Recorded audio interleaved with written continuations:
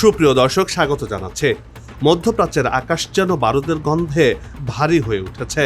গাজা উপত্যকা থেকে শুরু হওয়া সংঘাত এখন ছড়িয়ে পড়েছে লোহিত সাগর থেকে কাস্পিয়ান সাগরের দোরগোড়া পর্যন্ত। সম্প্রতি ইসরায়েলের নেতারা তুরস্ককে নতুন ইরান হিসেবে আখ্যা দিয়েছে। এই তুরস্ককে নতুন শত্রুর তালিকাতে রেখেছে ইসরায়েল, বাদ দেয়নি পাকিস্তানকেও। তাহলে কি ইসরায়েল এবার তুরস্ক আর পাকিস্তানে হামলা চালাতে যাচ্ছে? যদি সত্যি তুরস্ক বা পাকিস্তানের উপর কোনো হামলা হয় বা ইসরায়েল হামলা করে বসে, তবে আঙ্কারা বা ইসলামাবাদের জবাব কেমন হবে? আর এই দ্বন্দ্বে খোদ ওয়াশিংটনের অবস্থায় বা কি হচ্ছে? ইসরায়েল কেন মুসলিম রাষ্ট্রকে এত ভয় পায়? এসব নিয়ে আমাদের আজকের এই বিশেষ প্রতিবেদন।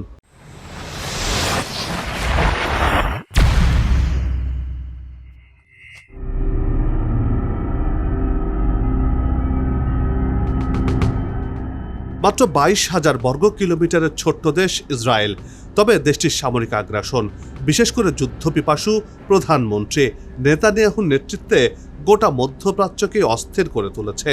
গেল 2 বছরে ইসরায়েল তার সামরিক শক্তির সর্বোচ্চ প্রদর্শন ঘটিয়েছে মধ্যপ্রাচ্যের একাধিক ফ্রন্টে।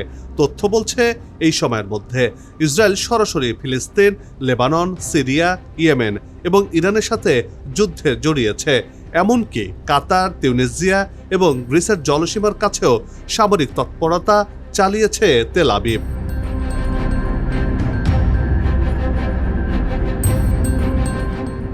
একটি বিষয় খুবই গুরুত্বপূর্ণ, ইহুদি রাষ্ট্র ইসরায়েলের জন্মের পর থেকে তাবৎ দুনিয়ার সব পরাশক্তি দেশগুলোর সাথে সুসম্পর্ক গড়ে তুলেছে এই ইসরায়েল। বিশেষ করে মার্কিন যুক্তরাষ্ট্রের মদত পুষ্টে ফুলে ফেপে উঠেছে এই দেশটি, যার ফলে সামরিক, রাজনৈতিক এবং অর্থনৈতিক দিক থেকে অতি দ্রুত উন্নতি লাভ করেছে এই ইসরায়েল। ধীরে ধীরে তারা সুপার পাওয়ার হিসেবে আবির্ভূত হয়েছে।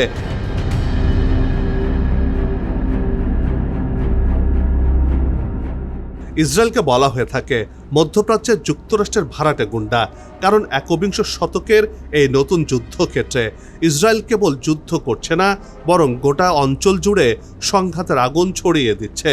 বিশ্লেষকদের মতে এই আঞ্চলিক বিস্তৃতি মধ্যপ্রাচ্যে আরও বড় যুদ্ধের ইঙ্গিত বহন করছে। 2026 সালের এই সময় দাঁড়িয়ে ইসরায়েল নিজেকে এই অঞ্চলের অপ্রতিদ্বন্দ্বী শক্তি হিসেবে প্রতিষ্ঠিত করতে মরিয়া। আর তাই ইরান, যুক্তরাষ্ট্র আর ইসরায়েলের মধ্যে যুদ্ধ শেষ হতে না হতেই মধ্যপ্রাচ্যে আরও বড় আকারের সংঘাতের শঙ্কা তৈরি হয়েছে।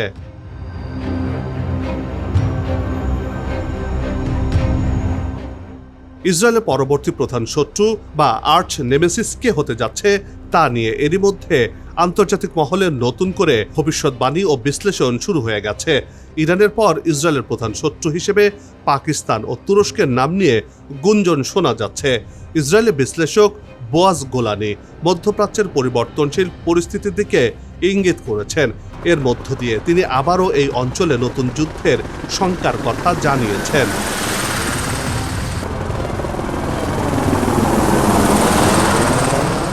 ইরানের সাথে দীর্ঘ সংঘাতের পর ইসরায়েলের ডানপন্থী নেতারা এখন তুরস্ককে তাদের অস্তিত্বের জন্য সবচেয়ে বড় হুমকি বলেই মনে করছেন।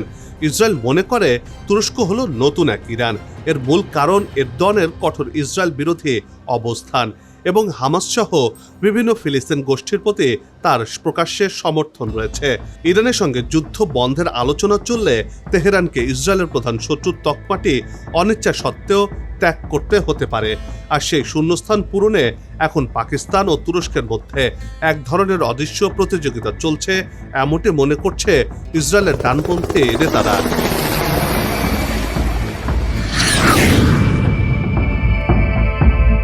সাম্প্রতিক সময়ে গাজা যুদ্ধ এবং সিরিয়া ইস্যুকে কেন্দ্র করে ইসরায়েল ও তুরস্কের মধ্যে বাকযুদ্ধ তীব্র হয়েছে।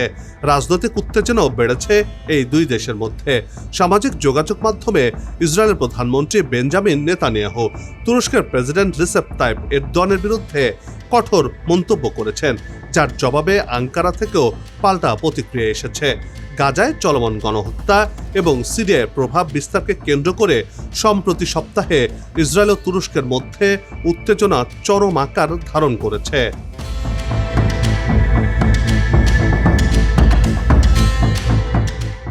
তুরস্ক ইসরায়েলের ক্রমবর্ধমান দ্বন্দ্ব শুধু কূটনৈতিক বাকযুদ্ধে সীমাবদ্ধ থাকেনি, বরং সরাসরি সামরিক হুমকির পর্যায়েও পৌঁছে গেছে।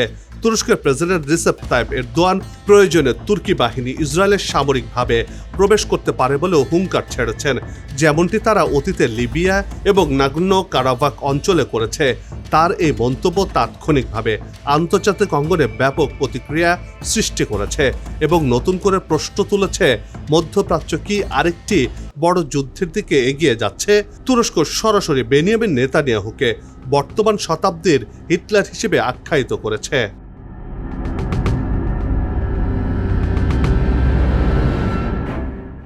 এরদোয়ানের বক্তব্য কেবল একটি আবেগপ্রবণ প্রতিক্রিয়া নয়, বরং একটি সুপরিকল্পিত কৌশলগত বার্তা। গেল এক দশকে তুরস্ক তাদের পররাষ্ট্র নীতিকে উল্লেখযোগ্য পরিবর্তন করে ফেলেছে, যেখানে আঞ্চলিক প্রভাব বিস্তার এবং সামরিক উপস্থিতি বাড়ানোকে অগ্রাধিকার দেওয়া হয়েছে।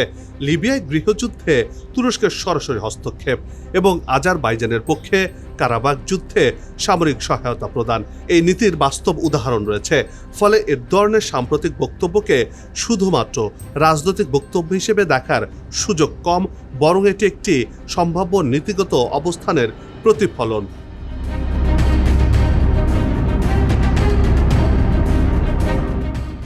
ইসরায়েল এই বক্তব্যের জবাবে তীব্র প্রতিক্রিয়া জানিয়েছে। দেশটির প্রতিরক্ষা মন্ত্রী ইসরায়েল কাটস এরদোয়ানকে কাগুজে বাঘ বলে অভিহিত করেছেন। এই ধরনের মন্তব্য কেবল কূটনৈতিক উত্তেজনা বাড়ায়নি, বরং দুই দেশের মধ্যে বিদ্যমান অবিশ্বাসকে আরও গভীর করেছে। একই সঙ্গে ইসরায়েলের রাজনৈতিক নেতৃত্ব স্পষ্ট করে দিয়েছে যে তারা তুরস্কের হুমকিকে গুরুত্ব সহকারে দেখছে, যদিও সরাসরি কোনো সামরিক প্রতিক্রিয়ার ইঙ্গিত এখনো পাওয়া যায়নি।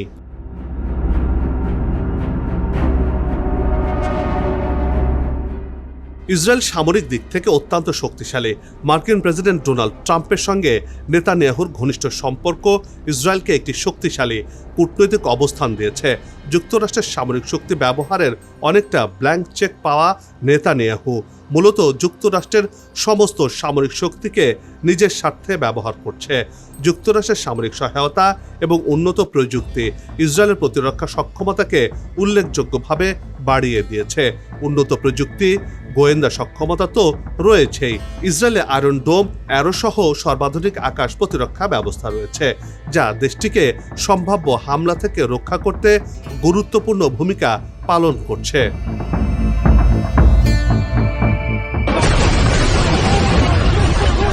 তবে সম্প্রতি ইরানের সাথে যুদ্ধে ইসরায়েলের এসব আকাশ প্রতিরক্ষা ব্যবস্থা একেবারে খেলনায় পরিণত হয়েছে, আর যেটি করে দেখিয়েছে খামেনির বাহিনী। অন্যদিকে টানা যুদ্ধে জড়িয়ে পড়ায় এখন চরম সেনা সংকটে ভুগছে ইসরায়েল। আবার সেনাদের মধ্যেও এখন যুদ্ধের ময়দানে নামতে অনীহা দেখা দিয়েছে। এদিক থেকে ইসরায়েল এখন বড় হুমকিতে রয়েছে। যদি যুক্তরাষ্ট্র ইসরায়েলকে সরাসরি সহায়তা বন্ধ করে দেয়, তাহলে নেতানিয়াহুকে আর খুঁজে পাওয়া যাবে না বলেই মনে করছেন সমরবিদেরা।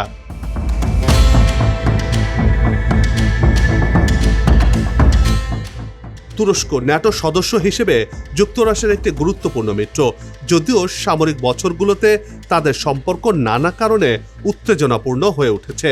ন্যাটোতে যুক্তরাষ্ট্রের পর দ্বিতীয় বৃহত্তম সেনাবাহিনী হিসেবে তুরস্কের অবস্থান, যা এই সংঘাতকে আরও গুরুত্ববহ করে তুলেছে। দেশটির সামরিক বাহিনী শুধু সংখ্যায় বড় নয়, বরং প্রযুক্তিগত দিক থেকে উন্নত। তুরস্কের তৈরি বায়রাক্তার ড্রোন এরই মধ্যে বিভিন্ন সংঘাতে কার্যকারিতা প্রমাণ করেছে। আধুনিক যুদ্ধক্ষেত্রে একটি গুরুত্বপূর্ণ অস্ত্র হিসেবে আত্মপ্রকাশ করেছে এই বায়রাক্তার ড্রোন। ইসরায়েলের আয়রন ডোম ফাঁকি দিয়ে ড্রোন হামলা সক্ষমতা তুরস্কের রয়েছে, যা এরই মধ্যে যুদ্ধক্ষেত্রে প্রমাণিত।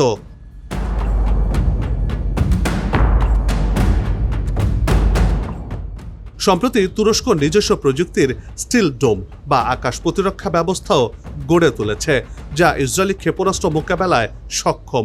তুরস্কের সরাসরি কোনো হামলা হলে আন্তর্জাতিক আইনি জটিলতা এবং ন্যাটোর হস্তক্ষেপের ভয় ইসরায়েলকে পিছপা হতে বাধ্য করবে।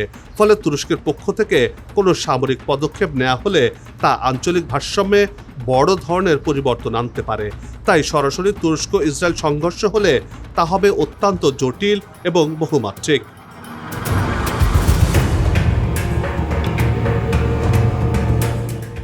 অন্যদিকে পাকিস্তানের সাথে সরাসরি সীমান্ত না থাকলেও দেশটির পারমাণবিক সক্ষমতা এবং ইরানের সাথে যুদ্ধবিরতি চুক্তিতে ইসলামাবাদের মধ্যস্থতাকারীর ভূমিকা ইসরায়েলের মাথা ব্যথার বড় কারণ হয়ে দাঁড়িয়েছে। সম্প্রতি পাকিস্তানের প্রতিরক্ষা মন্ত্রী খাজা আসিফ সামাজিক যোগাযোগ মাধ্যমে এক পোস্টে ইসরায়েলকে অশুভ এবং মানবতার জন্য অভিশাপ বলে অভিহিত করেছিলেন, যদিও পরে সেই পোস্টটি মুছে ফেলা হয়। তবে যুক্তরাষ্ট্র ও ইরানের প্রতিনিধি দল ইসলামাবাদে পৌঁছানোর ঠিক আগ মুহূর্তে এমন মন্তব্য বিশেষ তাৎপর্য বহন করে। ইসরায়েল মনে করে তুরস্ক ও পাকিস্তান একজোট হলে মধ্যপ্রাচ্যে মার্কিন ইসরায়েলি আধিপত্য তাসের ঘরের মতো ভেঙে পড়বে।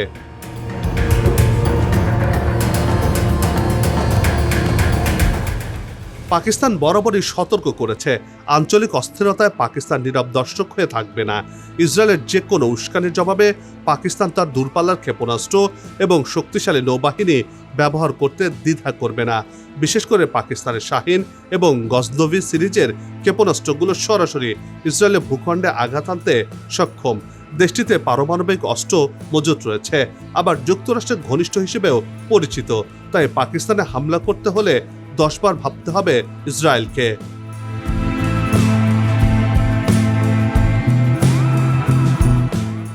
তবে বর্তমান প্রেক্ষাপটে চিত্রটা কিছুটা ভিন্ন।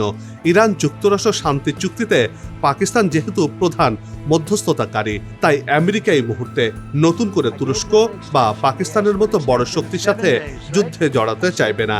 ট্রাম্প প্রশাসন ভালো করেই জানে যে তুরস্কের মতো ন্যাটো মিত্র বা পাকিস্তানের মতো পারমাণবিক শক্তিধর দেশের সাথে যুদ্ধে জড়ানো মানে তৃতীয় বিশ্বযুদ্ধকে আমন্ত্রণ জানানো। ফলে ইসরায়েল চাইলেও আমেরিকা সবসময় তাদের সবুজ সংকেত দেবে না বলেই মনে করছেন বিশেষজ্ঞরা।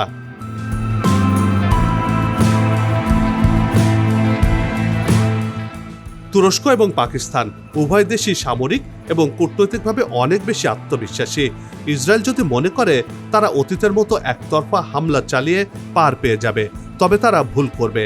আঙ্কারার ড্রোন এবং ইসলামাবাদের মিসাইল প্রযুক্তি ভারসাম্য বদলে দিয়েছে। ইরান যুদ্ধের পর পৃথিবী আর কোনো ধ্বংসলীলা দেখতে চায় না, কিন্তু যদি আঘাত আসে তবে তার প্রত্যাঘাত যে অনেক বেশি ভয়াবহ হবে তা বলার অপেক্ষাই রাখে না।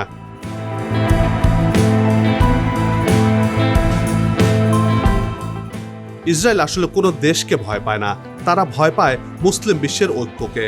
তুরস্কের ড্রোন আর পাকিস্তানের মিসাইল যদি একজোট হয় তবে তেল আবিবের সামরিক শ্রেষ্ঠত্ব মুহূর্তে ধূলিসাৎ হতে পারে। আবার মুসলিম দেশগুলো গ্রেটার ইসরায়েল গঠনের জন্য বড় বাধা। এসব বাধা দূর করতে হলে মুসলিমদের সরাতে হবে। সে কারণে ইসরায়েল বারবার মুসলিম দেশগুলোকে লক্ষ্য করে হামলা করছে। বিশ্লেষকরা বলছেন ইসরায়েল মধ্যপ্রাচ্যে মার্কিন স্বার্থ রক্ষার জন্য একটি অগ্রবর্তী ঘাঁটি বা আউটপোস্ট হিসেবে কাজ করে থাকে।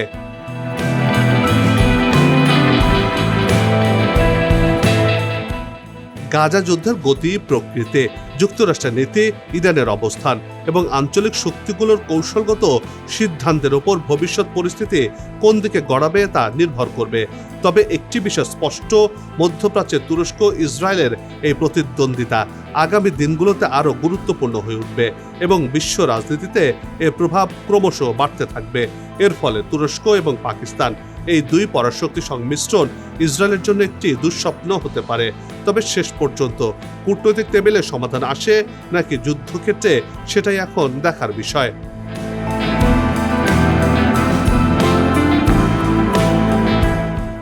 সবার সুস্বাস্থ্য আর মঙ্গল কামনা করে এই পর্ব থেকে বিদায় নিচ্ছে। আবারও হাজির হব নতুন কোনো খবর আর তার বিশ্লেষণ নিয়ে। নিজে ভালো থাকুন, দেশকে ভালো রাখুন, আমাদের সাথেই থাকুন। ধন্যবাদ।